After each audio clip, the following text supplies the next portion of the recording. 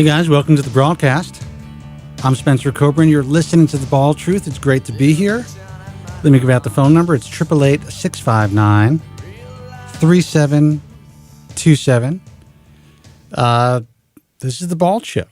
Welcome back. Another Tuesday night. Great to be live here from Los Angeles, from my home studio here in LA. And, you know, if you're new to the program, I'll tell you who I am, why I'm here briefly. I'm a consumer advocate for men and women dealing with hair loss. I am the author of two very well-known books on the subject of the prevention and treatment of hair loss. You can go look those up. And I'm also the founder of the American Hair Loss Association. And what we do here each and every week, it hasn't been every week lately, but, for the last 16 years, is we really try to provide you guys and ladies with a platform, a safe place to discuss an issue that affects the vast majority of human beings. And that issue is common and sometimes not so common hair loss. 2/3 of you by the age of 35 will suffer with some degree of hair loss as men. 40% of hair loss sufferers are women. It happens in just about every household in the world. There's someone dealing with hair loss. So if you're one of those people, you know somebody who you love or who you know or who you're friends with who is dealing with hair loss, then this program's for you. But if for some reason, somehow, you don't know anybody who's dealing with hair loss or you don't give a shit, I have to stop cursing, apparently, because we're going to be on Clear Channel. Sorry about that.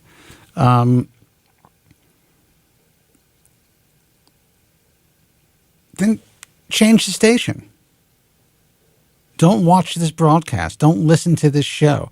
If you're listening on iTunes Radio or on Stitcher Radio, if you're listening on iHeartRadio, if you're watching through the GFQ network, I'm like Chauncey Hayden, I can't get that right.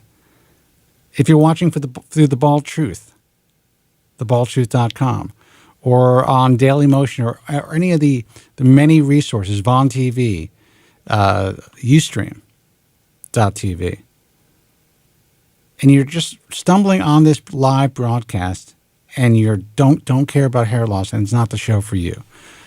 But I got to tell you, most of you guys who are tuning in, who are just stumbling onto this program, are dealing with it.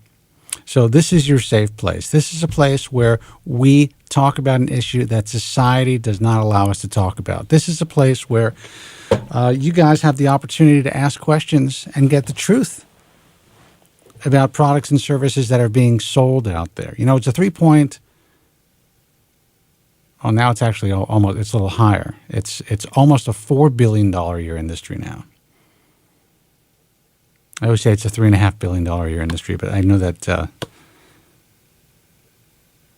more and more products are being sold. And we got some new stats just a couple of months ago through the American Hair Loss Association, and the numbers are staggering.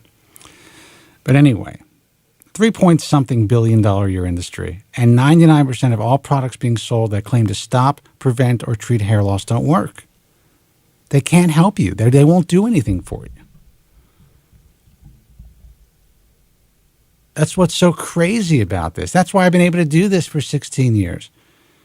Because every day there are hundreds of thousands of people waking up for the very first time, realizing that they're losing their hair, and they don't know where to turn. And where do they go? When I started, they were going to the back of men's magazines and on the sports pages in local papers. Now they're going to the internet. And it's even crazier. It's even more difficult now than it ever was to make an educated decision, to really know what you're getting, because we want to hope against hope that hair loss is somehow curable and that there's some guy living in his mother's basement who is selling an ebook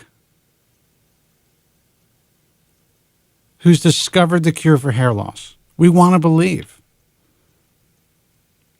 We want to believe that buying that book for $49.95 and downloading that information is going to help us with our hair loss.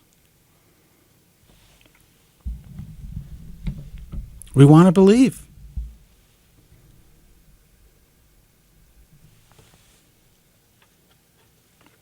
Let me give out the phone number, 888-659-3727. You know, obviously it was just Easter Sunday, and I work every day. I'm working every day. Now, Easter is not my holiday, so my common-law wife went to the in-laws, actually to her brother's house, had this big Easter celebration. I was home kind of just working, doing stuff that I have to do. And I'm going through some of the email that was sent to me, that's forwarded to me through all of our resources. Like my staff will forward certain emails from the American Hair Loss Association or through the Bald Truth or through the IHRS. After they're kind of filtered, and if there's something that they can't help people with, it comes to me. I get this email from a guy who had scheduled surgery, hair transplant surgery, with a physician who he really believed he did his due diligence on. He really believed that he researched. I'm not going to read the email. I don't want to get too specific. But in a nutshell, I'll tell you what he told me. He said that he spent hours every night looking at this doctor's YouTube videos, and he was convinced that this was the doctor for him. He was willing to travel out of state to have a hair transplant based on this guy's online presence. Now, mind you, this is a presence that this doctor created. And, what's interesting now is that, every physician is jockeying for position on all of these, on all social media. Everybody's got to be a superstar now. There's so much time being spent on self-promotion that I don't even know how some of these guys perform surgery. But that's the nature of the game. This is what we're involved in now. This is how, almost choked to death. This is how consumers do their research, and they're doing it online. So really, whoever has the most compelling videos, whoever has the most compelling content, whoever has the best marketing team that could make their product look organic and compelling and can get it in the face of the consumer wins. It's really become a battle between SEO companies and webmasters as opposed to really good doctors choosing a surgeon based on their credentials and based on their ability to get the job done. So this guy makes his choice, signs on the dotted line, sends in a deposit, arranges for his flights, does everything.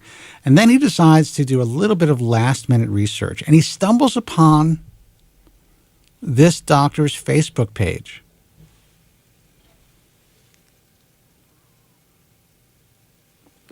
I'm not sure why he didn't find it earlier because it's pretty easy to find.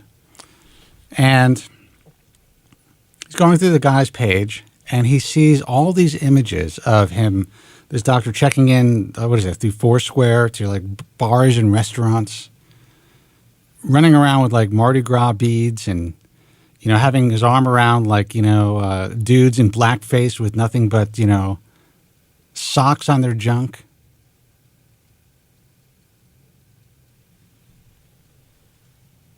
Almost every image has him in some sort of a party, either in a restaurant, in a bar, at a nightclub, at, a festival. And the guy wrote me and he said, I have decided to cancel my surgery based on the information that I have just acquired. Based on the fact that this doctor appears to be a drunk. That he appears to party too much. That he's a guy that doesn't seem to be serious. His videos do not match his personal life, the videos that he puts online for his practice. Now, this is not a doctor that I work with. This is not a doctor that I recommend through the IHRS or is part of the American Hair Loss Association on the Bald Truth, but I am not saying that this is a bad doctor, because he is not. This is someone who's just never applied to our group. But I have to tell you that this isn't the first time that I have seen this happen. And frankly, I have to tell you that I think, living your life online and being judged by what's written about you or what's put out there on the internet, and a lot of the stuff is out of your control. If you're a physician or if you're a restaurant owner or whatever, it's difficult enough to maintain an accurate online presence. But what kind of idiot do you have to be to post images of yourself as a professional getting loaded?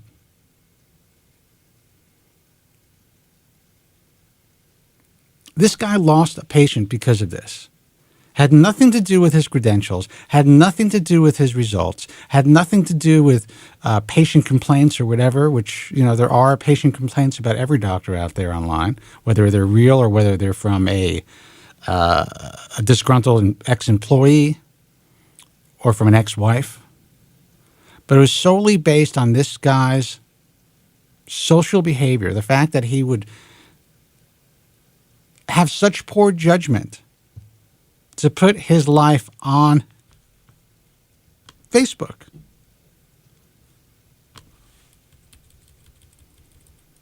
And yes, Andrew, that's much better, by the way. Thank you for that. Now, I have to ask you guys a question. I need to know, because I can tell you this. Knowing what I know about physicians, knowing what I know about everybody, we all are human. We all like to go out, most of us, and drink and party. I am not being a hypocrite here. I talk about that in my life all the time. I choose to have a relatively modest Facebook page. I ask friends and, people that I'm hanging out with, if they're taking images, please don't tag me in that image. Doesn't matter where I am. I don't want people to know where I am. I don't want people to know, I don't want people to check in when I'm with them. I don't need any surprises. I think it's important to keep your personal life personal. But do you guys think, besides just being poor judgment, that a doctor who is out there, who's performing surgery, who is basically in every image that he's posting is involved in some sort of a party, a glass of wine in a restaurant, Mardi Gras beads all over him, half naked in some of the pictures. Would you trust a doctor who had such poor judgment to put this stuff out there on the internet? To put his personal life out there for everyone to see. And it's not just, it's me and my family, and here we are, we're going to Denny's and just got a new car, stuff like that. I mean, I think there's something to be said about showing the human side to the world. Especially now, it's social media, really, it almost demands that we do to some degree. Let people know that we are just like them, or these physicians are just like them, that they're human beings, that they have families and they have children and they do things on the weekend, and they have interests. I think that's fair, and I think that's all fine and good. But I really want to know what you guys think. Would you choose a doctor who uploads an image of himself with his arm around somebody who has nothing on but a sock, the doctor's holding a red cup, and he looks completely loaded? Want to know what you guys think. 888-659-3727 is the phone number. Give me a call. We're going to talk about this. We're going to talk about other things that are related to hair loss, but I got to know because I will tell you that I would not go to this physician. I don't care if he's written 1,000 papers and all of his colleagues say he's the best of the best. And I'm not a prude. I'm not a prude. And I'm not a hypocrite. But I can tell you this. At the age of 49, if I have a rough night, not only can I barely think the next day, there is no possible way that I would be at the top of my game doing anything, let alone cutting somebody's head open. Give me a call, 888-659-3727. He's an international best-selling author, a contributing editor for Consumer Digest magazine, and the host of the longest-running reality radio show for men. I'd say he's the man. The truth shall set you free! It's Spencer Kobren's The Bald Truth. You guys, welcome back. 888-659-3727. Great to be back live from Los Angeles. You are listening to and watching The Bald Truth. We are changing the show up a little bit because we are going to be broadcasting this program soon on Clear Channels, iHeartRadio. So kind of have to, make a couple of changes. And one of the major changes is I can't curse anymore, which is a real pain in the butt. Actually, I could say ass, I think. Pretty sure that I can. But which is great news for the show and great news for hair loss sufferers across the country and around the world. So, my question to you guys was, would you go? Do you think this guy who canceled his surgery made the right decision? This guy could have been the greatest surgeon ever, he could have received the best hair transplant in the world, but he chose not to have a transplant by this doctor because he believed, based on this doctor's Facebook images that were uploaded and his presence and all the stuff that he shared on Facebook with his friends, that he was a drunk, that he just partied too much, that he was irresponsible, and someone who this particular patient did not want to have surgery performed by. I get that. I agree with it. And I think this particular doctor, in my view, is a complete moron.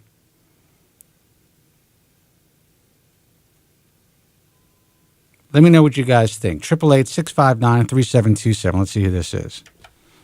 Hey, you're on the air. Who's this? Spencer, how are you today? Johnny, what's happening, man? How are you? Good. How are you? You know what? I'm not bad. I can't complain. Are you able to hear me okay? Phone's working? Everything's good? Yeah, I can't, for some reason, I can't get you on the computer, any volume, but picture is great. Really? Hair looks good. Well, thank you. I wonder why. We have to check with Andrew Zarian to see what the problem is. Yeah, I don't know what the issue is. It's probably on my end. Now, is that the entire show? The entire, yeah, I can't, I can go to other YouTube or whatever just to see it, and I've got sound there, but I don't have sound. What you can do is you could either check some of the other feeds and see if there's sound on there. Either Justin TV or Vaughn. I may do that. Justin TV, Vaughn. You could also just check the audio. Well, I did do Justin, and it still didn't work. That's weird. It may be on my end. So have you been? So were you able to hear what I had to say at all? It's basically what my question was. Did you hear that? The opening was basically talking about a patient who contacted me and decided to cancel his surgery based on seeing his doctor's Facebook page. The fact that the doctor was... I caught that being on the phone. I heard that, and I think he made the wise choice. Very wise choice. If he's not confident in getting cut,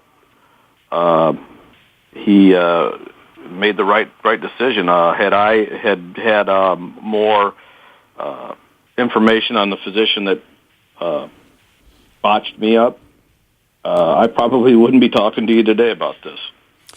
And, listen, I'm not saying that this particular doctor is bad at what he does, because the truth is he's not. He's not someone that I currently work with or have even considered recommending.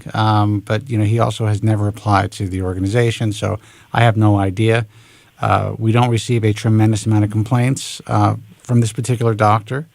So about this particular doctor. So, and everything on paper looks really, really good, except for his Facebook page. And I got to tell you, I had, when I took a look at it, I had a laugh. I couldn't believe what I saw. It's not as though like he's running around nude or anything, but I mean, he it's basically like, this is a grown man who's acting like he's on spring break.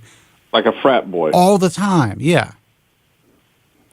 Well, I think the fellow that contacted you and said he canceled his surgery, I think that's a good thing. Reason being, the old saying, you measure twice, you cut once. If he's not sure, I would err on his caution. I think he made the right choice. Well, I do too, but I think this is a real important lesson for physicians who are listening to this broadcast or who are going to listen to it on the websites or on YouTube or wherever. Everything you put out there is for public consumption now. And once it is uploaded to, especially a resource like Facebook, they own these images. It's theirs. It's out there forever. It's out there in perpetuity. Now, yes, there are privacy settings and there are ways to kind of, avoid some of the issues that could arise. But the truth is, what kind of judgment do you have to even post it, even privately, even just to your friends? There was a time in life when there was no Facebook. And if you wanted to contact a friend, you would pick up the telephone and you would tell them your story. And if you wanted to have a conversation with them about something that you may not want the public to know about, you would tell them in private. Every aspect of our lives now has to be shared. Everyone who goes to a restaurant, like Andrew Zarian, for crying out loud. If someone wanted to kill this guy, they would know how to find him. I don't understand it. Why does and when you're a doctor, I think it's ridiculous, in my view, to put every aspect of your life online. Going to dinner with my wife and they're taking selfies, talking about their anniversaries and their birthdays and their kids' birthdays, putting pictures of their children, their 13-year-old kids, in bikinis on the internet, on their Facebook page. They think that's okay. Well, the thing about Facebook, in my opinion, it's sort of like passing notes in high school. It's just now everybody can read them. That's actually not such a bad analogy. That makes sense. And people put, in my opinion, way, way too much information on those. That even if you limit so many people, a certain amount of people to see it, it still can be disseminated out. Leaks happen all over. Hell, they happen in our government. And look, dude, even the most innocuous of images can be taken and manipulated and changed, and someone can take your content and pervert it somehow and put it out there for the world to see. If a doctor has a colleague, and I've seen this happen. We run the most trafficked private message forum in the industry. And I have seen doctors go on and try to bash their colleagues. It's insane. So imagine what could happen if somebody puts a picture of themselves, drinking out of a red cup with their arm around the guy in blackface, and someone has a hard-on for them. What that can do, the damage that can do to them. And it can be perfectly harmless. It just... Absolutely. Listen, I don't think this guy is a bad guy. Look, I love to go out drinking. I talk about it all the time. I'm not going out. I'm not cutting your head open. I'm not performing cosmetic surgery. I don't have to be up at 7 o'clock in the morning and go to the OR and have someone's life in my hands. And to be fair, too, the guy could be on a 2-week vacation, and it could be blown out of proportion. Agreed. That's not his Facebook page doesn't bother me. What bothers me is, and maybe I'm being a little biased, is he hasn't been vetted through an organization like yours. Well, listen, I could certainly appreciate that, but that's the point that I'm trying to make, and I know you know the point that I'm trying to make, is that everybody judges you by, you only get one chance to make a first impression. Well, the thing is, you have to me, that just shows poor judgment. So, if he has the judgment to put something like that on the internet for public consumption, how do I know how good his judgment is in the OR? How do I know his patient selection is going to be, reasonable? How do I know he's not going to be performing surgery on 20-year-olds who are not candidates for surgery? For every 20 steps that he went forward, he just went 30 back. So he's got another 10 to get even. Right. So this guy could be, he could have graduated from Harvard Medical School. He could be a board-certified surgeon, an actual general surgeon, and then decide to go into surgical hair restoration. He could be a board-certified plastic surgeon, for instance, and then decide to go into surgical hair restoration. Guys who have tremendous qualifications on paper, but just by putting out that image and having that crazy Facebook page, to me, completely destroys the guy's credibility. And it's unfortunate, but I think it is totally fair to make that judgment. And I don't think it's being hypocritical at all.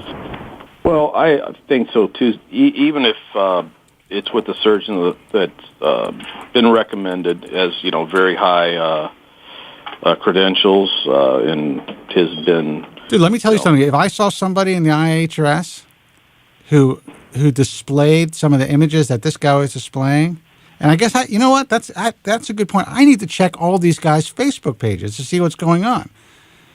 Because to me, that is not representing what we're trying to accomplish and what we're trying to represent in a good light. To me, that is not behavior that that is becoming of a world-class cosmetic surgeon or any professional. The sad part is, Spencer, some of these guys may, you could get with these smartphones today. A couple people could take a picture. Throw them on a Facebook page, and you're out there. Even if you're trying to be discreet. Yeah, listen. The whole thing is just. It's funny because I said that before I read the chat, and this guy in Mike Canada said, am I going to be checking doctors' Facebook pages before accepting them? You know what? That's not a bad idea. Well, I don't think it's bad. I mean, you have to realize too, you have a reputation, and if you're recommending these physicians and they don't have quite the moral character, you have to, as a patient, you have to say to yourself, why would I want to risk myself with someone like this if, Look, listen, all I can do is, you can't control what people do behind this. I'm pretty much a libertarian, I mean, live and let live. I think that, let people do whatever they do behind closed doors, but just be smart about it. And you know what? If there's a possibility, especially when they're dabbling with drugs and alcohol, that it could affect the outcome of someone's surgery. Look, people who are having surgery are taking an incredible chance to begin with. Even in the best hands, you don't know you don't know what the outcome's going to be. But if you have reservations, like this fella had, and my advice is don't do it. Even if it's one of the stellar doctors that are out there, and you have reservations for whatever reason, don't do it. You can always go back. If you have any apprehensions, because again, like you say, once you're cut, you're cut. That's right. That's right. So, okay, so say even if you have great surgery with this guy, how do you know you're going to have good follow-up? How do you know? I mean, if the guy's out there, and you're right, yeah, maybe it was a 2-week party, but, you can tell when you look at a person's Facebook page if they're constantly checking in from different restaurants and traveling places and always at some sort of at a dance club or whatever it is. And we're not talking about a very young guy either. This guy's in his 40s. I don't know if he's having a midlife crisis or what. But it was pretty insane. But Johnny, man, I want to thank you for taking the time to call and check your audio, because I just asked Andrew. He said everything is fine, and everyone else. It's probably on my end. I probably have an issue here. I've got an iPad. Maybe I can pick it up on the iPad. All right, man. Listen, I'm getting into the digital age here, Spencer, slowly but surely. Well, you know what? We're the same age, and it's a real pain in the ass to learn this. We're 39. 39. How'd you know? All right, man. Thanks, Johnny. Take care. Bye. 888-659-3727. Would you go to a doctor who has a really insane Facebook page? Would you? Let's see who this is. Hey, you're on the air. Who's this? Hey, you're on the air. I can hear you. Can you hear me? Hey, you're on the air. Who's this? This is Tim from Boston. Tim from Boston. How are you, man? Good. How are you? I'm not bad. I can't complain. What's happening? Just I heard that guy talking about the guy with the crazy Facebook page, and I thought I'd call in. Yeah, tell me. I definitely think that would put me off for sure, 100%. Like even the slightest, not even like stuff like that, but just slight things, that to me is a pretty major thing. Well, And, what would you consider a slight thing? Just like, somebody trying to, sell me some sort of product they sell, or somebody who is, kind of not attentive to whatever it is I'm looking to do, or whatever it is I'm trying to achieve. Something small, but I think, having a Facebook page is sort of unprofessional. I mean, think about it if you were in any other profession, and somebody saw that. I work in a school system, and if somebody saw my Facebook page and I'm 25, and they saw the things that 20-year-olds do, I might not have a job. Right, and that's actually very well put. That's the way that we live. But I also think that it's interesting. We live in this culture where Facebook rules, Google rules. That's just the way of our world, and people are compelled to somehow, for some reason, to share their life over the internet on this insane website. So I think that physicians, they're human beings. We all grew up and had families and went to school, and they just decided to go in this direction.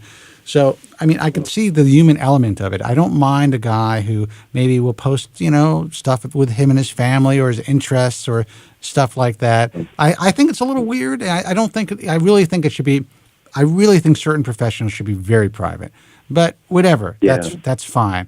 But yeah, I mean, I know guys who are good doctors, and they will promote some sort of a product they're selling on their Facebook page as well. Not just their. What do you think about? Okay, it's one thing to see this stuff on a private Facebook page, but what about if they start promoting stuff on a professional Facebook page? How do you feel about that? I'm not a big fan of it. I'm really not. I'm not. Listen, I'm not either. I'm not. And there's some good doctors who do it, and I think it's a big mistake. Right. Yeah. So I've always, I've looked into hair transplant surgery, and I've always preferred the people who seem more low key, or who, seem more conservative in whatever it is they're doing. They're not pushing things in your face, or even if that's not what they're trying to do. It comes off that way in any profession, though, not just theirs. Well, I think anytime you're advertising something, you're sort of pushing something in somebody's face that and it can come off the wrong way. And I agree with you 100%. I think there's a fine line. Listen, all these guys are out here to make a living too, and I get it. They're utilizing social media because they have to utilize social media to kind of sell their wares. But I do think the best way to do it is just to simply educate the patient about what you do. If you've won certain awards and you have certain degrees, great. Those are part of your credentials. Show before and after. Show videos of your patients. Talk about what you do and your philosophy and why you do it. But selling this shampoo and this, scalp concealer and this and that, if you're a physician, you know what? You could sell that out of your office. You can offer that in your practice, or you can have kind of like a separate company selling it for you on a different website. But don't make that connection, because that is really a big turnoff. And I understand that. I appreciate you telling me that. And you're right. In your profession, you would be fired for the stuff that this guy was doing. Absolutely. Yeah. And so do I think it's only natural for people to say, I'm not going to go to this guy, for him to lose clientele? Absolutely. Just as it is in any other profession. Well, let me ask you, and I appreciate you responding to my questions and to this guy's, this was, I was just so intrigued by the email, and it was a long email, and he really kind of went into detail about what he thought when he did his research and all that stuff. But I just, And it's, I'm looking at the chat, and it's right. Maybe I will start doing this. When guys apply to the organization, I should take a look at their Facebook page, and I should take a look at everybody's Facebook page who's already part of what we do. Because hell, I don't know what's going on in their personal lives. And the thing about Facebook too is that you can privatize it. You don't have to put it out for the world to see. That's right. Not that maybe that guy doesn't know that you can do that, but I don't have any problem with people posting the occasion pictures on there or whatever. Right. But if you're somebody who works where in a field where public perception is an important part of the job, then you need to privatize the stuff. Just because one person can take it one way and another person can take it a completely different way. Absolutely. And if you're trying to appeal to the masses, then you got to keep it low key. Well, I think that's really well said. Now, do you have any questions or concerns about what you're dealing with as far as your hair loss? No, I just one thing I called in again to just let you guys know I was at one point was growing my hair out and then just shaved it all the way down, and I've been kind of going this way now for like 3 months, where I let it grow out to like a 2 with the clipper. Right. And now I'm just keeping it down, and I think I think I got to say I'm just going to keep it like this. And that's it. You won. You won. You won the battle, dude. Well, yeah, and I think the other thing is I'll just keep it this way until the inevitable comes when I have to take the razor to it. But I just I think the thing is I've realized that I'm pretty I've just had a real sit down with my dad and actually another physician, and they said you just have to accept you might not like it, you can be angry about it, but you just have to accept it. And I'm learning, it's difficult every day to do it, but I'm starting to, and I'm still struggling with it on, a day-to-day where, it's like, man, I'm never going to have long hair again, probably. But, it seems like with each day that passes, it's getting a little better. So, I just thought I'd call and let you guys know that I took it down again, and it's probably going to stay this way. Well, I think that's a powerful message that you're giving, especially the young guys. And I think the advice that your dad and his friend, or you said it was his friend, right? Another doctor. I think that's another doctor that he knows. That's important advice. Yeah. If you go online and go on YouTube or go on TED and watch some videos of people who have really overcome major obstacles, major losses in their lives. People have lost their limbs, who have been able to not only overcome that tremendous loss, but somehow harnessed the power that was really deep inside them that they never would have even known they had before, to accomplish great things, live their lives, get married, have families, and just be incredibly productive people. And they have to wake up in the morning and they have to put their effing legs on. Right. Exactly. I mean, think about that. I speak to these guys who are like, they can't live without their hair. Okay, and they don't want to get a hair transplant. Try a hairpiece. There's no way I'd wear, a prosthetic. No way I would ever wear a hairpiece. It's ridiculous. But they'd rather live their lives completely miserable than trying to do something that will make them feel more comfortable in their own skin. Possibly, it may not work out for them. You found your way. You're working the shaved head look. You're cutting it down. You're able to deal with it, and it's only going to get easier for you. Yeah, and I think the other thing too is my dad was like if you continue to worry about it, he said you can try everything, and it's not going to guarantee that it works. Like he said, I can't guarantee that finasteride is going to prevent you from going. In fact, I think I've progressed on the finasteride. I think it worked for about a year, and then I think I've progressed a little. I'm not sure. And you know what? And that happens. It happens with some guys, or some guys, they may have a slight progression in the hairline, but the rest of the miniaturization reverses, and they kind of stabilize. It might be what's happening. I'm not sure, but my dad was like, you can't let your life pass you by. I was trying to watch a movie with him, and I couldn't watch it because it was just so, I was so frustrated. you could tell that I was just so, because we had gone up to, so I get this thing now where because I shave my head, I go out now. Right. And good. family members who, I don't really see my siblings on a day-to-day basis, and they'll be like, why the hell are you shaving your head, Yeah.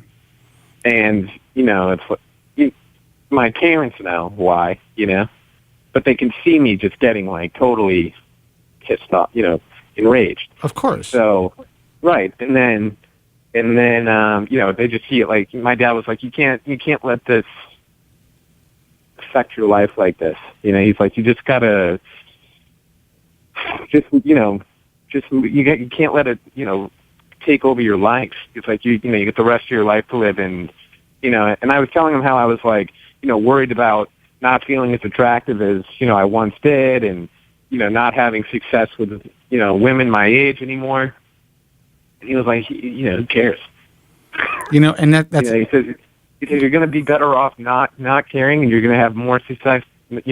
People are going to find you more attractive, probably now more than ever, because you're going to have an attitude of not caring, and it's going to come off as confidence. I have to tell you that your father sounds like an incredible dude. I mean, most guys... Yeah, he really is, man. Most guys don't have dads like you have, and you really... Yeah. I'm sure I could tell that you're thankful and you're grateful and you appreciate how great your dad is, but he sounds like a totally solid dude. That is, I mean, that's such a hard thing to come by. I mean, I have never, and my father recently passed away, I can't remember any type of a conversation like that ever. He gave me some advice in life. Mm-hmm. If you're broke, you're a joke. That's his one piece of advice. Take care of your teeth and your credit, the rest will fall into place. That's my dad's, which is actually great advice, but that's basically the extent of it. Mm-hmm. I had really no guidance. I had no one to talk to. I had, nothing. I actually went through, like, I was initially, when I was your age, I was trying to hide the temporal area when it was receding, and I had very, very thick hair at the time. So he said, the way you're combing it and your hair's so thick, it looks like you're wearing a toupee. I was 23 or 22. How do you think a kid feels when he hears that from his father? Yeah. Yeah, I can't even... It's horrible. I don't know, man. So I just want to tell you are lucky, and listen, let my father rest in peace, but that's just the way that it was, I mean, he just was not a great communicator, at least with me. But you have a great dad. I do. I can't say that, I think, my hair loss definitely 100% comes from my mother's side of the family. Her reaction to it is far different from my father. She doesn't even want to talk about it. I think because she knows. And I also, I think there's a measure of guilt there. There is a guilt thing. Yeah. It's definitely, yeah. So I don't even get into it with her, really. I think she knows how frustrated I am. But if you can find somebody to relate to, or somebody to, I think the thing with my father is whenever I realize how, I can be absurd about the hair, you know what I mean? I really can. I can get absurd about it. And so, I try to think like, you try to look at somebody, would somebody react this way? Is this how somebody would react to this? Yeah, you think to yourself, what would my father do? When I was a kid, I was like, what would the Fonz do? And that's probably a reference you don't even know. But that's, I just realize how lucky you are, the fact that you're able to have these conversations. You're going to get past this in a way that a lot of guys they don't have that opportunity. They just don't have that opportunity. And I'm glad that you're able to call this broadcast. You're able to talk to me, but you're also able to share your experiences with the guys who are your age, because you're frustrated, you hate it, you're listening to this show for a reason. Yeah. But you're going to get past it. I can guarantee it. I already see what's going on in your life. And your dad is absolutely right. Let me tell you about women. I'm an old guy.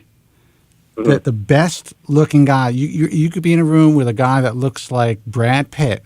If you're good looking enough and you have real confidence, not, manufactured bullshit, not over the top stuff. You just really are confident in who you are. I can guarantee you are the guy that gets the girl. That's just the way that it works in the end. As you get older, you realize all the really hot women are, they were good-looking guys, but, they're not with the supermodel guy with the incredible head of hair. Once a girl is 30 years old, her mate is usually balding. balding. That's the way that Yeah, it and is.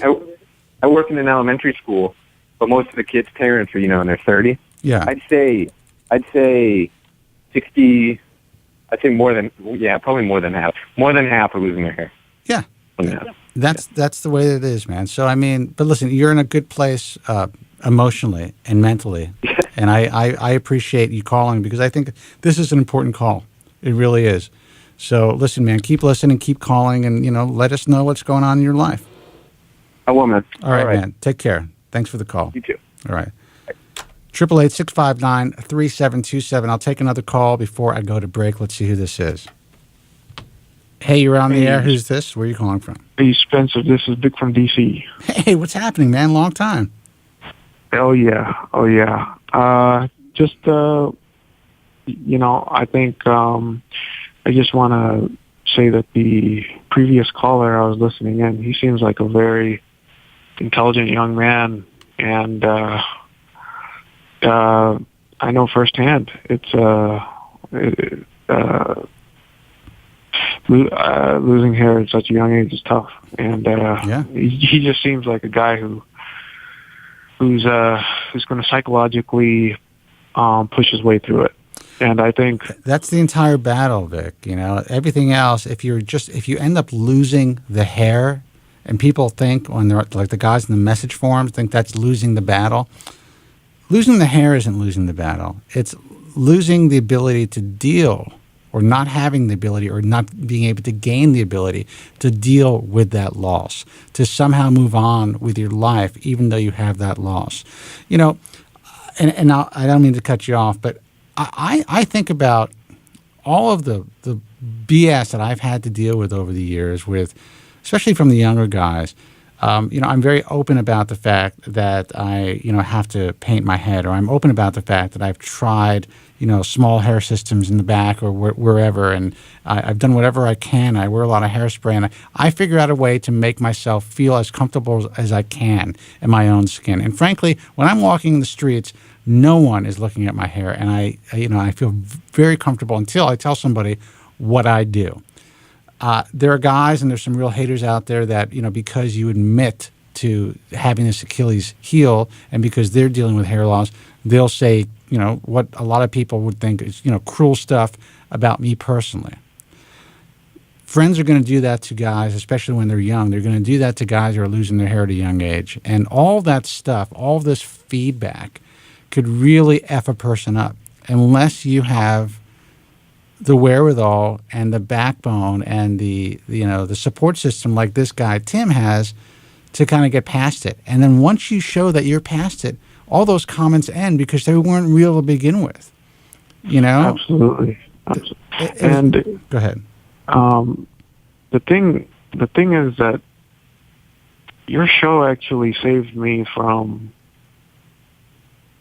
myself. I think that I don't think I can word it any way better. Your show, you saved you and the supporting cast, but I'd say mainly you saved me from myself. And I think at the end of the day, that's what the bald truth's about. It's about saving men from themselves first, and then from the extremely dangerous world of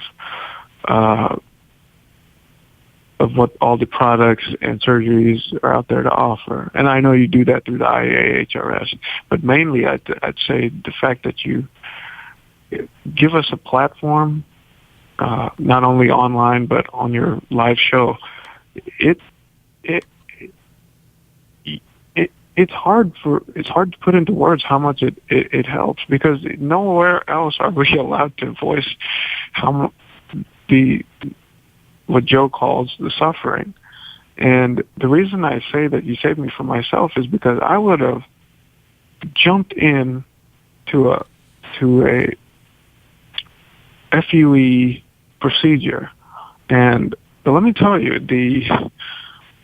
there are a lot of great doctors out there doing work, because I check out the IAHRS website and I see the before and after pictures, and there are a lot of great doctors. Sure. And I would have jumped into surgery, definitely. But you stopped me. You actually stopped me and said, whoa, hold up there. And you know what? it was 2 years ago that you stopped me. And you actually helped me so much, because in these 2 years I've grown. I keep listening to your show, and now I've come to the point where I'm like your previous caller. I just get a Walmart, get one of those electrical trimmers, and trim it down to a 2 every single week. And that's it. And you move on with your life, man. And I'm moving on, and I have to thank you for that.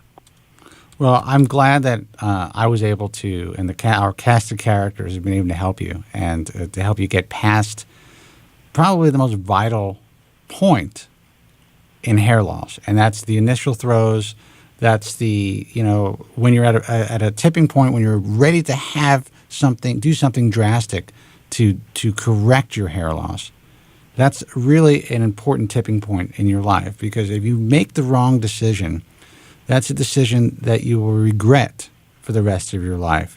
And you're right. You're so right, Spencer, because the fact is, every day since that day where you and Specs convinced me not to do it, every day since that, there's been a growing experience. And then I still like to watch your show. I think it's the best show on the internet. I still watch it. Well, I appreciate that, man. Well, what I do is, now I have a different perspective. Now, since you've helped me come out of this, I watch it to help educate myself on the industry, because it's still interesting to find out what's going out there with a different attitude.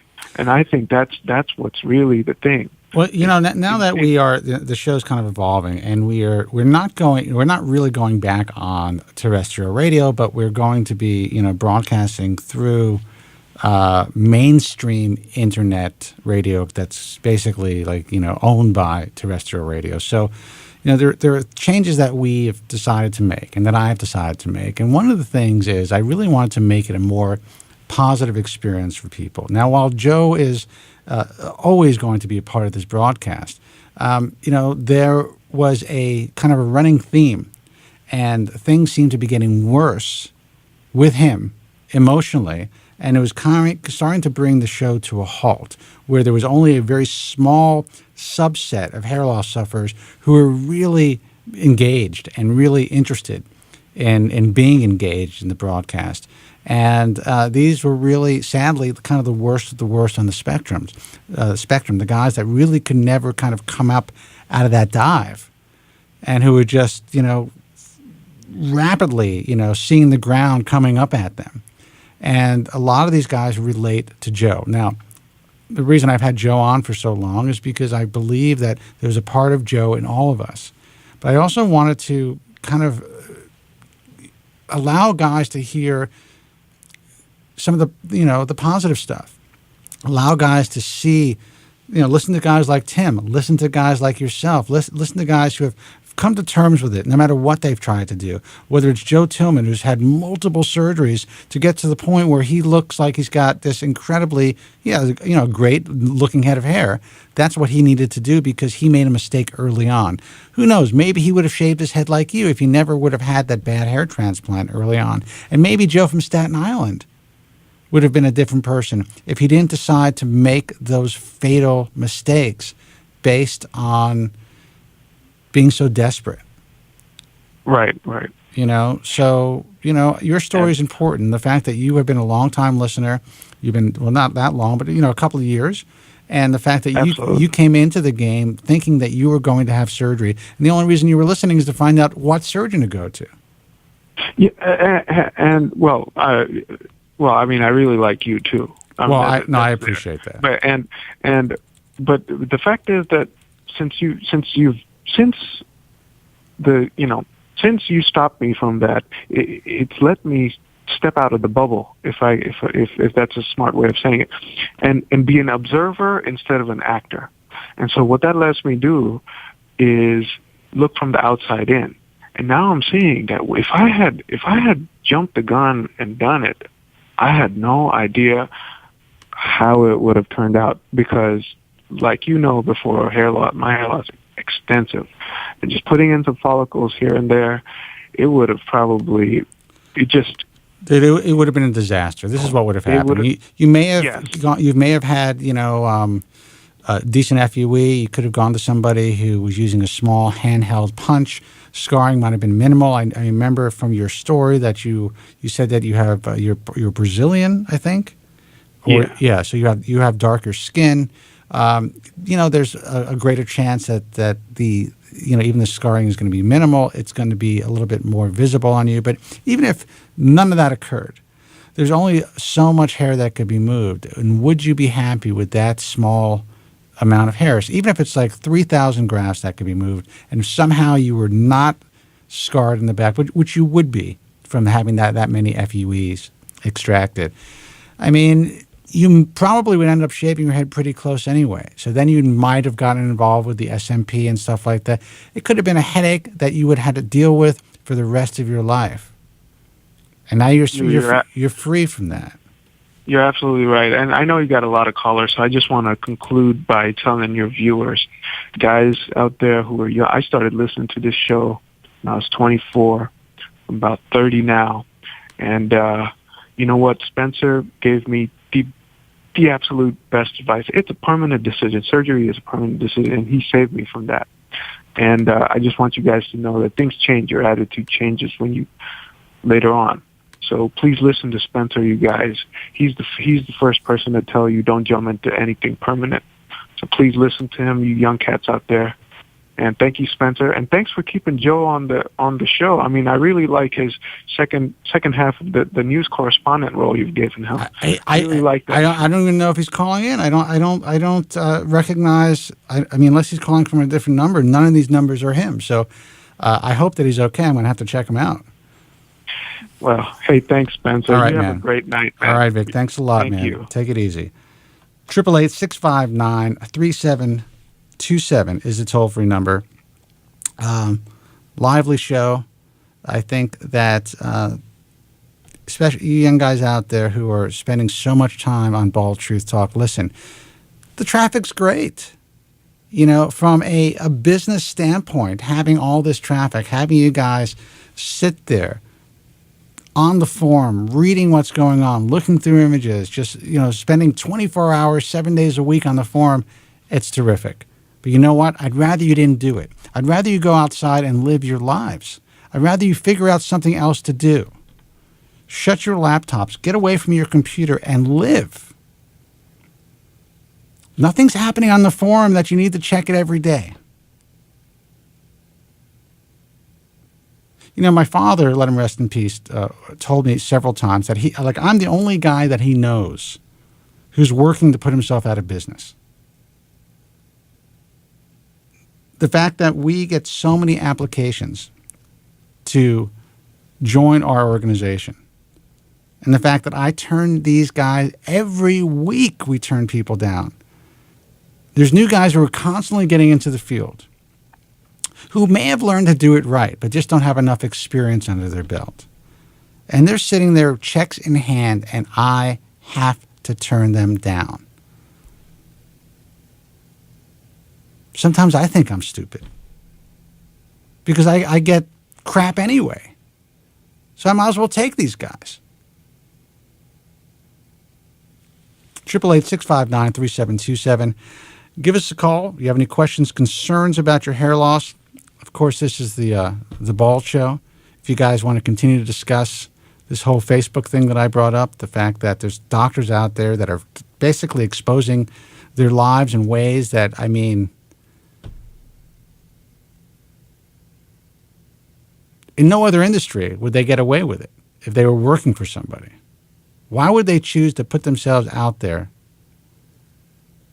in such an unprofessional way? 888-659-3727.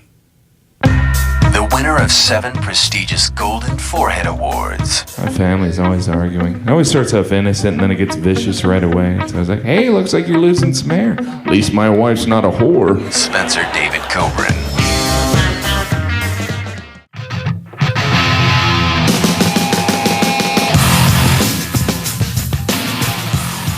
You guys got a few minutes left, actually like a half an hour left of the broadcast. I'll give out the phone number, 888-659-3727. Obviously, this is the hair loss show. We talk about hair loss. We talk about what it is to be a hair loss sufferer and how to deal with hair loss. If you're just tuning into the end of the broadcast and you're seeing me for the first time and you're like, okay, this is an older dude who still seems to have some hair in his head. That's because I made the right moves at a young age. I was very lucky to kind of have the ability to step back, not get butchered, not have one of these clubs shave my head only to glue an artificial hairpiece on me, which is what the hair club wanted to do.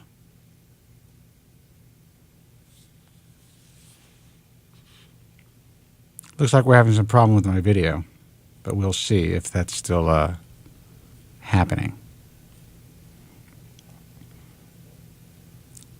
And I was lucky enough to, again, for some reason, have the wherewithal not to make some of the mistakes that a lot of the guys who are still on the message forums, and I understand why they are, made back in my day, back in the late 80s, back in the early 90s, back when I was going through the initial throes of hair loss, when the hair loss world, when the hair loss industry was in it was in the dark ages. You guys think you have problems today? Holy S. I gotta start saying S and F instead of the actual words. I gotta get used to doing that. Holy S. You guys have no idea. When I see you kids complaining on Bald Truth Talk about the options that you have, it's insane to me. There were no options back then. You know what my options were? 4mm plugs, Lonitin tablets that I had to take to a compounding pharmacy to be put into a pestle and mortar, whatever those things are called, ground down, mixed with alcohol, and I would have to put that on my head. That's what we had.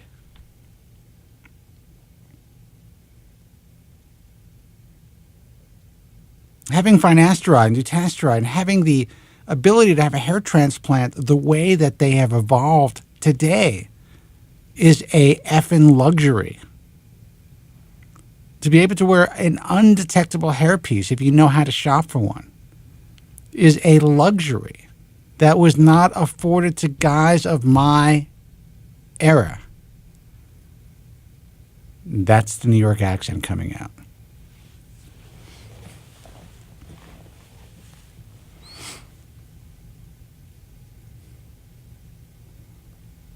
I mean, do you realize what a pain in the ass that was? To be losing your hair in 1986? At the height of my attractiveness? Meaning that I was young and I was just coming into my own. It had hair down to here that was beautiful, like spun gold. It was insane.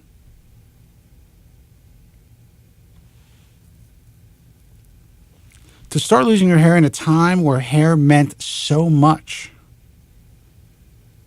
We didn't have the luxury to even consider shaving our heads. It wasn't in vogue. It wasn't acceptable unless you were Yul Brynner or Telly Savalas, who you kids probably don't even know even existed.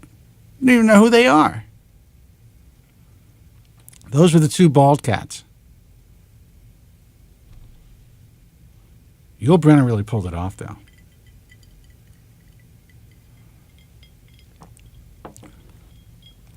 So when I see you guys complaining about what we have today, and some of the really obsessed cats that are like, I can't believe it's, no one's finding the cure. Just spit on my mic. No one's working for us. Do you know how far we've come? To actually be able to have surgical hair restoration that looks like your own hair growing out of your head, like real hair, that could be packed so densely and grows so well and just orchestrated the entire surgery, the way that, the team works together when you're going to a good clinic. That didn't exist. When I wrote The Bald Truth back in 1998, there were 11 doctors who I could recommend. And they were the only ones who were willing to adapt at the time the concept of follicular unit transplantation, the fact that hair follicles grow in natural groupings. And that if you cut those groupings, or somehow manipulate those groupings, or group those groupings together, which is what they were doing with mini and micrographs and with larger plugs,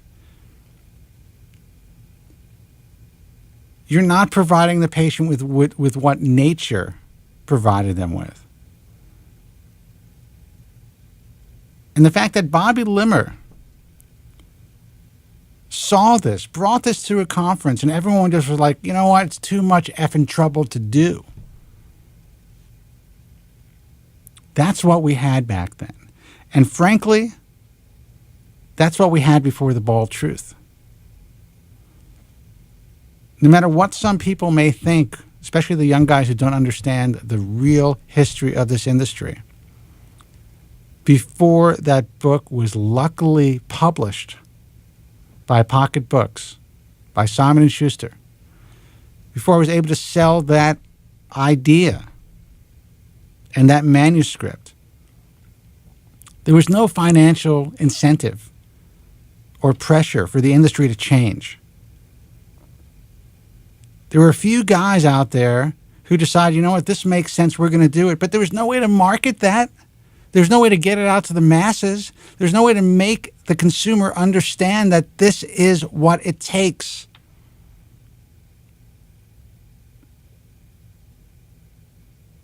To have a natural-looking hair transplant. No one wanted to change the infrastructure of their practices because it cost money. No one wanted to train new staff because it cost money. Everyone was willing to stick with the status quo. And we changed that.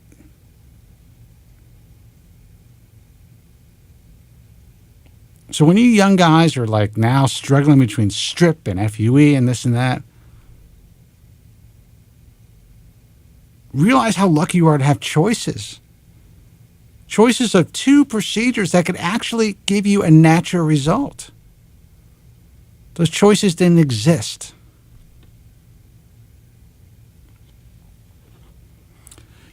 You know, I started the show talking about this guy with his Facebook page, this guy who canceled his surgery because he saw his doctor's Facebook page, and his doctor appeared to be a lush. Now, during the break, I am like scouring the house because we had people over and they drank all of my alcohol. And I felt like having a drink. So all I was able to find was a bottle of rum and some iced tea. So I'm basically having some rum, some Bacardi, and iced tea. So I don't want you guys to think that I'm being hypocritical when I'm saying that this doctor should not have put his personal information as showing himself drinking and getting loaded and hanging out with, and partying and hanging out with half-naked people. I like to drink. I like to enjoy myself. I like to relax. I like to do my show. Sometimes a little more relaxed than I think a lot of guys are comfortable doing a live broadcast, if that made sense.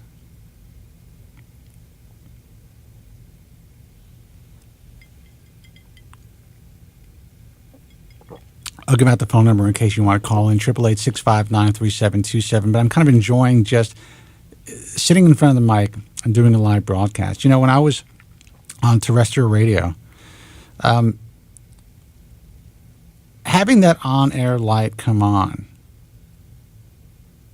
and knowing, especially when I was on stations like WABC or 97.1 here in Los Angeles, and knowing that there were hundreds of thousands of people just waiting to hear your voice, to talk about a subject, again, that society doesn't allow us to talk about, it was thrilling. It really was. And we decided to come full circle. I decided to take the show from terrestrial radio because I'm an independent broadcaster, to satellite radio. I was on XM 157, I think. That's the station for like 3 years. And then I decided to do my thing on the internet and have complete control. Because even if you own your show, even if you produce your broadcast, even if you pay your staff, even if you barter, pay, or somehow get an exchange for your airtime,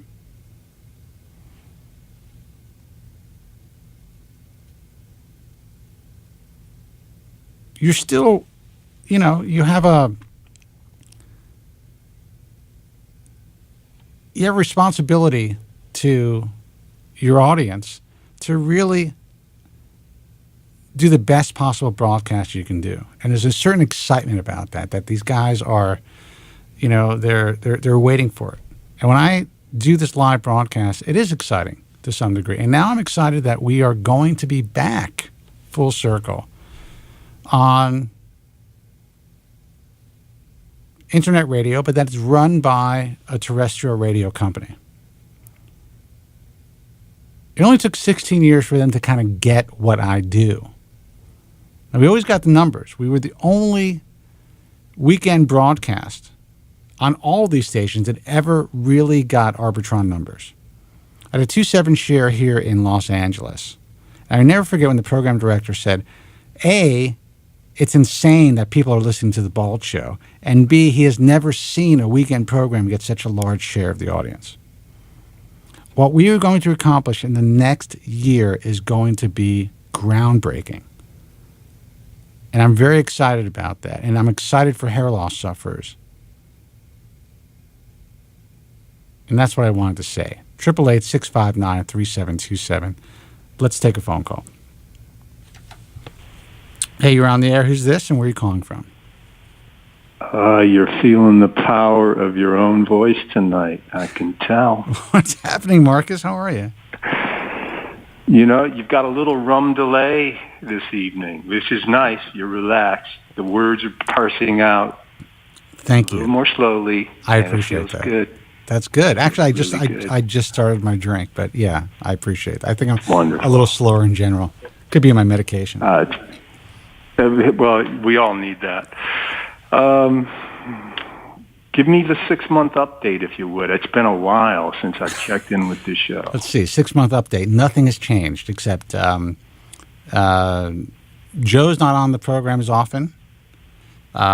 He's always welcome to be on the show, but we are trying to. Is he okay, or is this just? From what I understand, he is okay. It's interesting. I was just forwarded an email today that was completely anonymous. It wasn't an email, but it was through our contact form saying that Joe fell down the stairs. And this is right before the show, so I haven't had a chance to call him.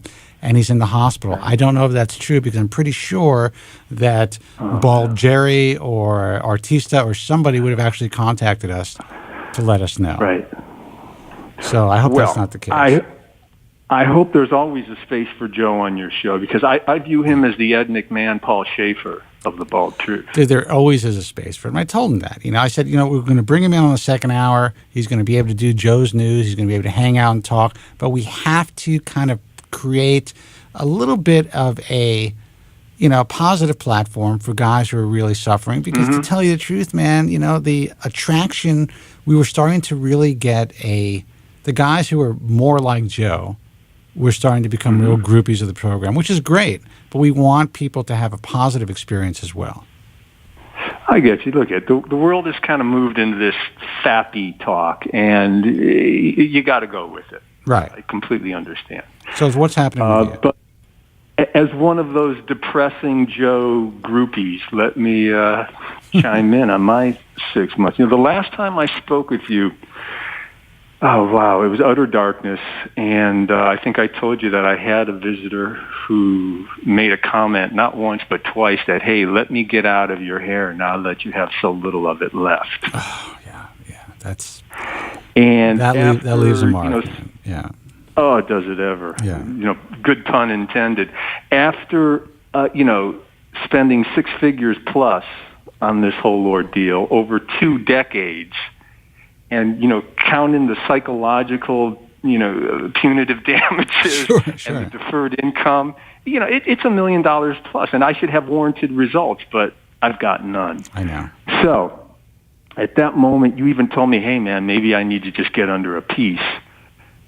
And so, the despair was just spiraling down. And so at that point, my only option was to throw in the towel. You know what I'm saying? Yeah.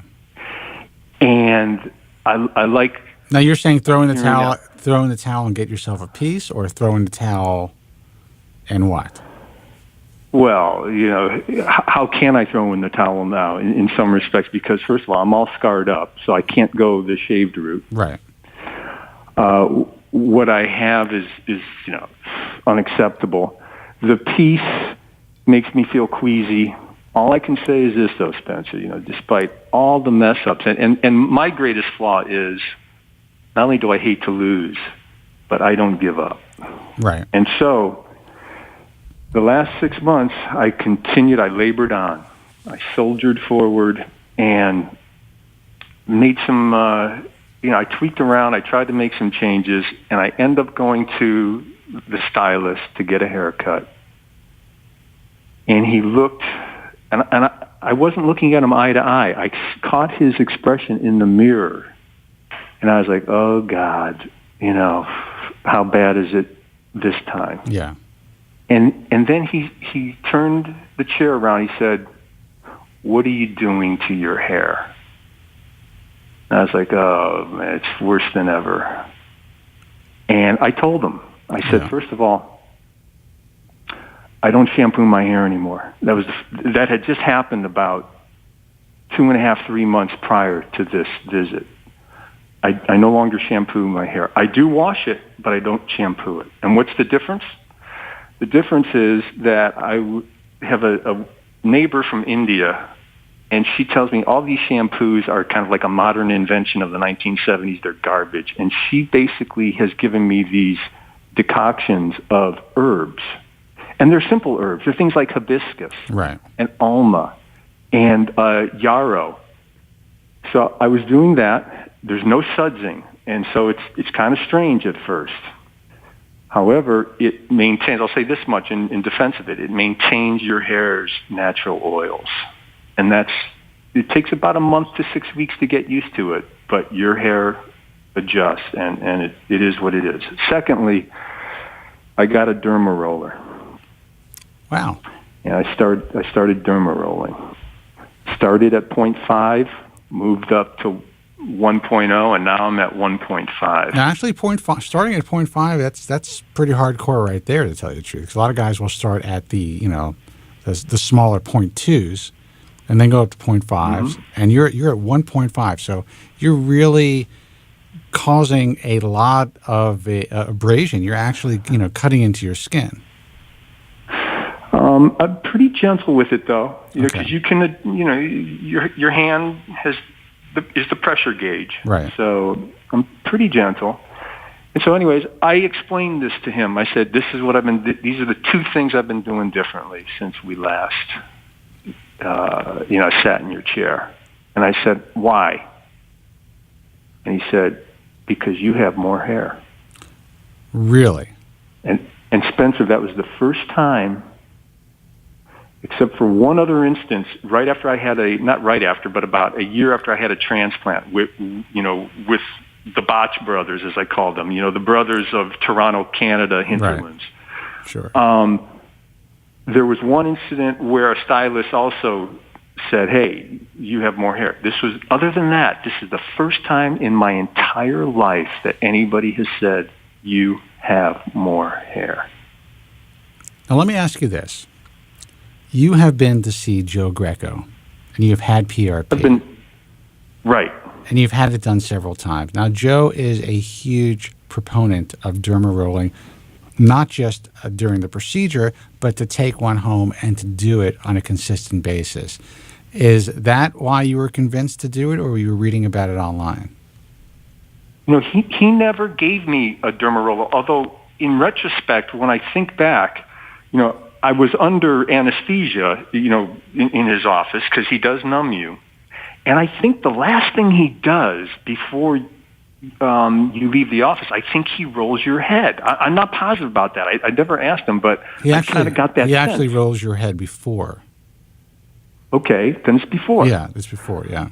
And so, but again, because, I'm numb under there, I don't know, and I wasn't really looking at what he was doing. Right. However, he never mentioned that to me. Interesting.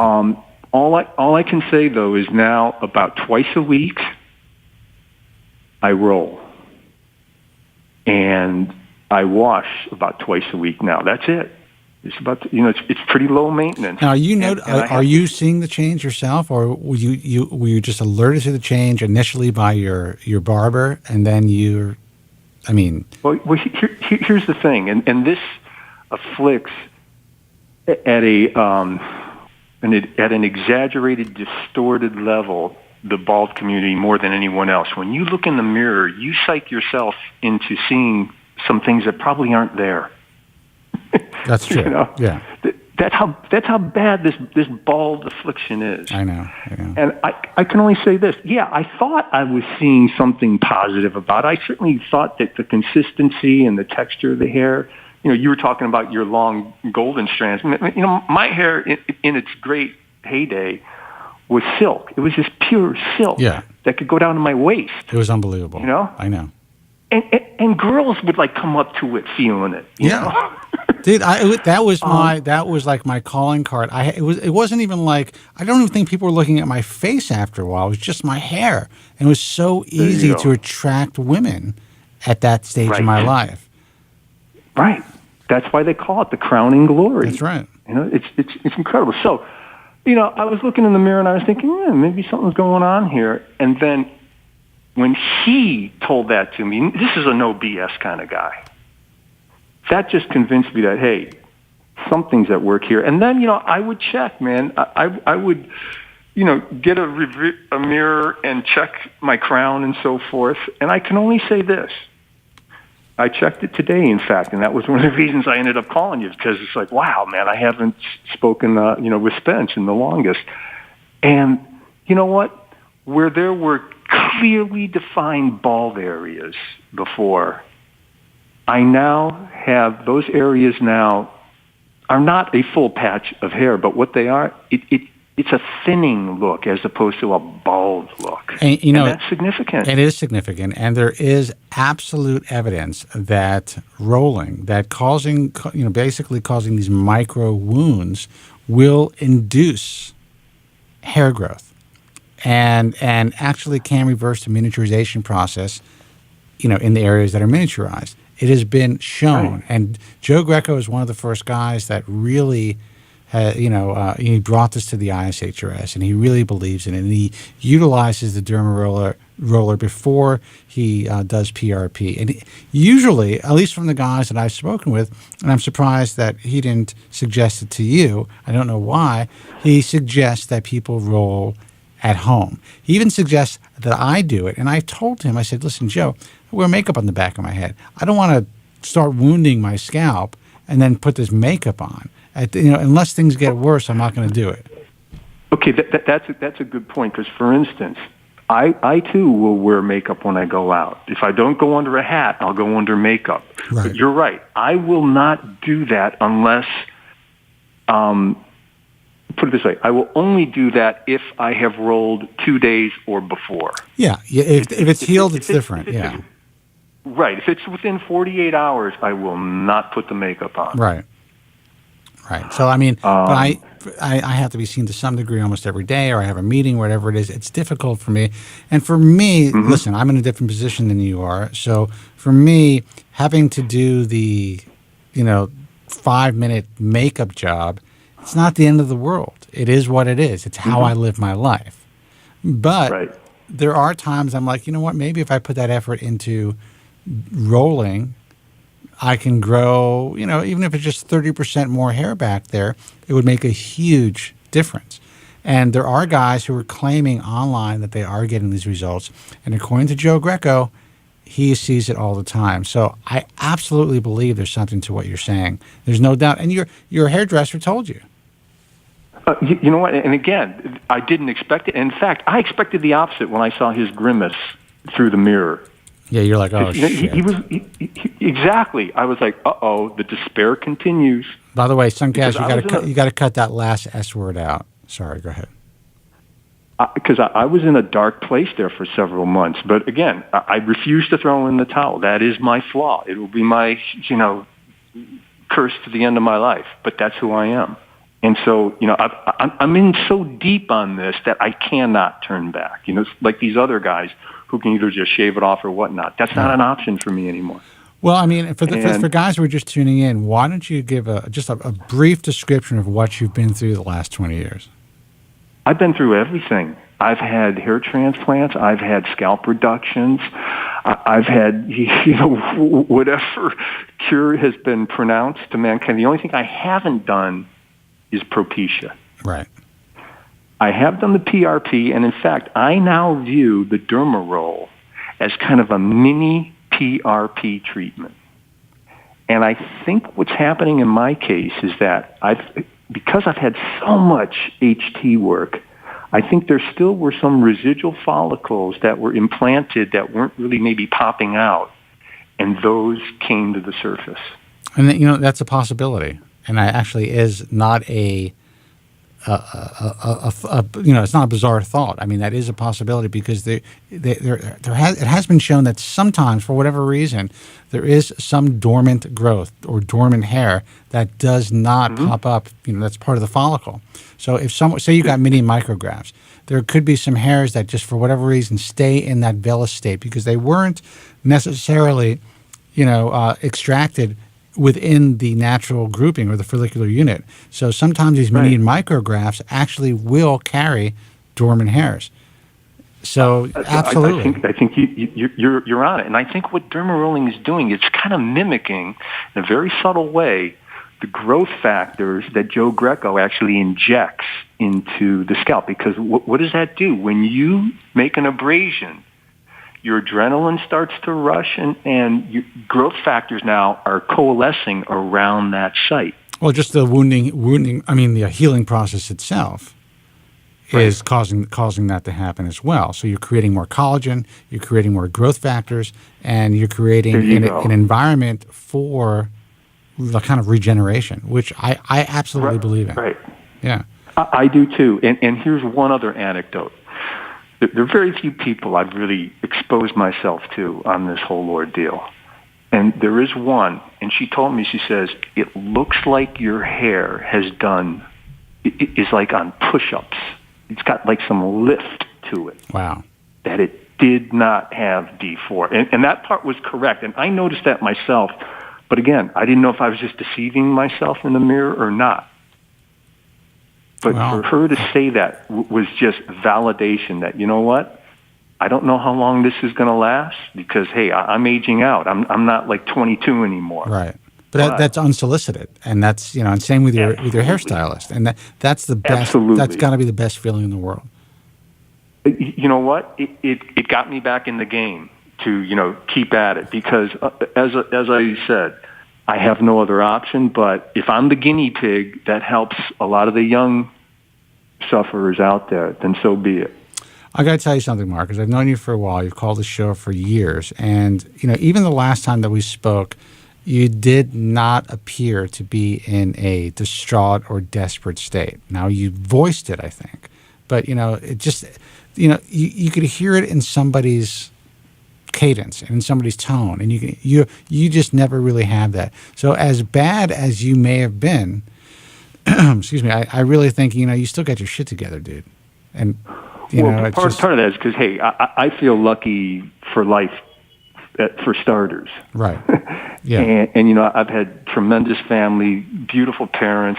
When I hear these sort of suicidal tendencies out there, that to me would be the most inane insult to my parents who brought me into this world and sweated to make sure that their child flourished. Sure. I could not think of terminating my life. Yeah, but I mean, on their account. you said a mouthful. I mean, the fact that you appreciate your parents and the fact that they've done the best for you, and you realize that, and you obviously had a good upbringing and a functional family as opposed to a dysfunctional family, and you had a good relationship. It seems like with your parents, and you're grateful to them. There's a lot of people out there who don't have great relationships, who had issues with their parents, who didn't have any guidance or whatever it is. So when, they're thinking of their life's issues, they're not thinking about how their parents are going to feel if they off themselves, because they don't really don't feel that they have that connection to their family the way that you do, or a guy like Tim from Boston who called in has with his dad. I don't know if you heard that call, but I mean, that's a wonderful thing to have. That really is, when I look at young parents and I see guys, even people my age who are starting to have families, and I realize you probably shouldn't be a parent, because I know the type of people they are and what they're going to end up kind of inflicting on their kids. Right. It really does make a huge difference. So I think that you're extremely fortunate. That's why you've been able to handle all of the crap that you've been through. I mean, you've had it all, dude. You are like a roadmap of the worst in this industry. Absolutely. And, and I have those feelings despite the fact that, I suppose I could lay it on my old man's doorstep that, hey, I got the gene from him. Yeah. And yet at the same time, he gave me a lot. I mean, tremendously. He gave all his kids a lot. And furthermore, it's weird because even though emotionally I was closer to my mother, and as were all her kids, because she was the life of the family and the party. Sure. But it's weird. In death, I have more conversations with my dad than with my mom. Yeah. Because it's something about, he was just very centered, and he had these guiding principles that I refer to a lot. And I never expected this. I clearly thought that of the two, I would be having the more memories of my mother, and it hasn't proven to be that way. That's pretty heavy, and that's pretty interesting, and I get that. I get that. I mean, I just lost my father, and I'm sorry to hear. Oh, well, thanks. And it was a tough, long situation, and I talk about the reality of my relationship with my father, and the difficulties that I faced, not only as a child but as an adult, and including the difficulties that he faced and the demons that he had to deal with, and but I still had, I guess, the ability to kind of like step back and look at whatever the accomplishments were that he had in his life, and how he dealt with certain things, and also the empathy to understand that he had a very tough life, and he did his best to give me and my brother whatever he could. And so I look at that stuff as, all right, that's positive stuff. So I try to focus on all of those things. And the fact that you can you could focus on whatever you're focusing on from your father, and that can help you with all the. I mean, you're dealing with a lot of stuff, dude. You're calling the show. There's a lot of new listeners. You basically described in brief what you've been through, but they can't even imagine the toll that having multiple surgeries and multiple failed surgeries can take on somebody. Right, but you know what? I appreciate your perspective a lot, especially when anybody who bears a grudge with a parent, they need not just to get over it, but you have to put yourself in their shoes and the frustrations and the challenges that they had to go through when they were growing up as a teenager and then as a parent. And then, let's be honest, a lot of us are not really, maybe the children they wanted to have either when you think of it. That's right. Because kids grow up all sorts of different ways and beyond their parents' expectations. That's right. And I couldn't even imagine. You're not a parent, are you? No. Yeah, and I'm not a parent either, but I can't even imagine having a child who is, causing a tremendous amount of difficulties in your life, and they're having difficulties in their lives, how that must be, and the burden that the burden that a parent has to deal with when they're dealing with a kid who's unhappy. And it's the whole thing's got to be tough. So, yeah, I mean, I always put things into perspective. I put my entire life into perspective and realized that, you know what? Yeah, I was stricken, as Joe would say, with hair loss at a young age. I found ways to deal with it and to save a lot of it. I'm very, very lucky that I didn't make certain mistakes and that I kind of followed a path that was logical to me, and I made this Achilles heel into my career. Extremely lucky. But there are so many people that don't have that. They can't put things into perspective. They can't appreciate what they have. I think about, instead of thinking about the fact that I have to, wear a can of hairspray and paint my head, I think about the hair that I have as opposed to the hair that I don't. And I kind of wish younger guys would feel the same way. It's you know what?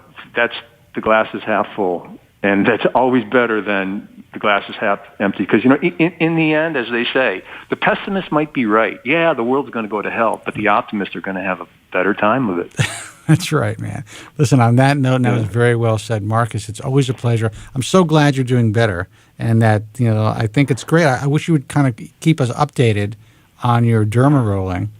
And let these so for the young guys who are really trying to find something else besides finasteride, so many guys are so scared to take that, and I understand why. But I mean, they're buying all this gray market stuff.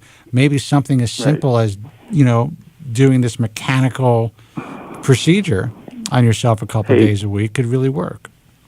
For any of the guys out there, I think the 1, 2, 3 bullet list would be in this order: Propecia, although I elected not to, but Propecia would be number 1. Number 2, PRP, and number 3, I'm convinced, is derma rolling.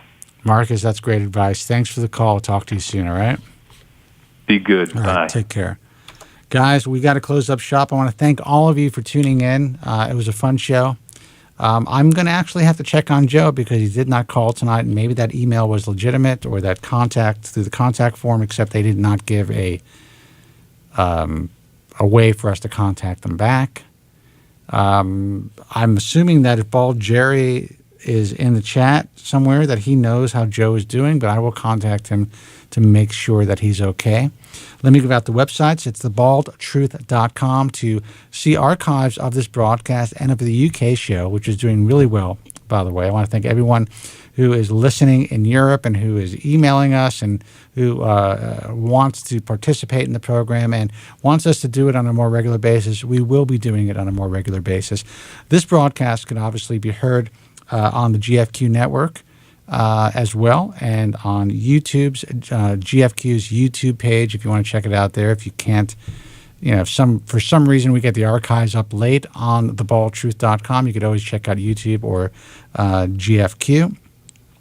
You could also soon listen to us on iHeartRadio, which is very exciting, and all of the other online resources. If you want information on hair loss, basic information, and if you want to learn more about what you're dealing with, check out the American Hair Loss Association site, which is americanhairloss.org. If you want to interact with other hair loss sufferers, go to our message forum, which is baldtruthtalk.com. Look, what am I going to say about the message forums? There's a lot of insanity on all the forums. We try to keep it the safest place possible. We made the forum a private forum. And still the most trafficked private forum in the field and in all of, medicine, to tell you the truth. So anything that is health related, usually you don't have, there's not a lot of privacy there. We try to make it safe. However, there are plenty of guys giving what I would consider to be misinformation, just false information, basing their opinions on God knows what. So try to, take things with a grain of salt. See who the sources are. Know who the sources are before you take their advice. It's a great place to check out images of IHRS surgeons, learn more about hair transplant procedures. But really, you need to take things with a grain of salt. But there's some great people on there, and there's also a lot to learn. So check it out, baldtruthtalk.com. Until next week, be strong. God bless. Thank you guys so much for listening. I'll talk to you soon. Thank you very much. I'm sorry for any inconvenience you may have been put to prior to the program, and I'm glad you enjoyed it. And if you could now leave by the exits at the rear, that'd be splendid. Thank you. Good night.